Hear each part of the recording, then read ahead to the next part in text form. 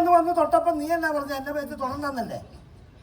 ഞാൻ അവിടെ തൊട്ടപ്പം പറയാ തുടർന്ന അങ്ങനെ ആ സീരിയസ് തന്നെ നടക്കില്ല. മാജിക് മഷ്റൂമിൽ ഞാനും ഒരു വേഷം ചെയ്തിട്ടുണ്ട്. നായകന്റെ അച്ഛനായിട്ടാണ് അഭിനയിച്ചിരിക്കുന്നത്. നായികയുടെ അച്ഛൻ എന്നെ നോക്കി ചെറിയ എന്തോ ഒക്കെ ഞാൻ പറയുന്നൊന്ന് കോപ്പി അടിച്ച് പറഞ്ഞാലൊന്നൊക്കെ. നായികയുടെ അച്ഛനല്ലേ അത്? അല്ല അവൻ അപ്പുറത്തേക്കല്ലേ?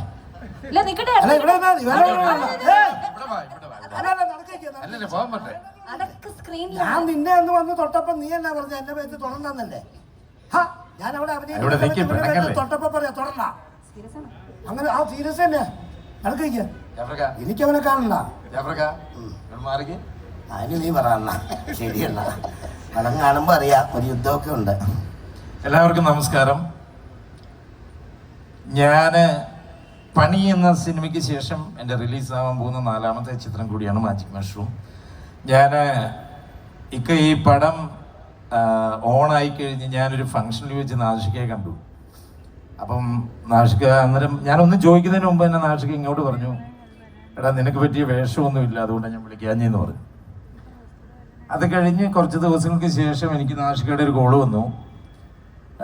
ഇതിൻ്റെ DOP സുജിത് വാസുദേവും നാഷികയുടെ ഇരുന്നപ്പോഴാണ് എന്നെ വിളിക്കുന്നത്. എടാ ഇതിനകത്തൊരു ക്യാരക്ടറുണ്ട്, നീ അത് ചെയ്യുമോ എന്ന് എനിക്കറിയില്ല. ഞാൻ ചോദിച്ചു എന്തൊക്കെ വേഷം?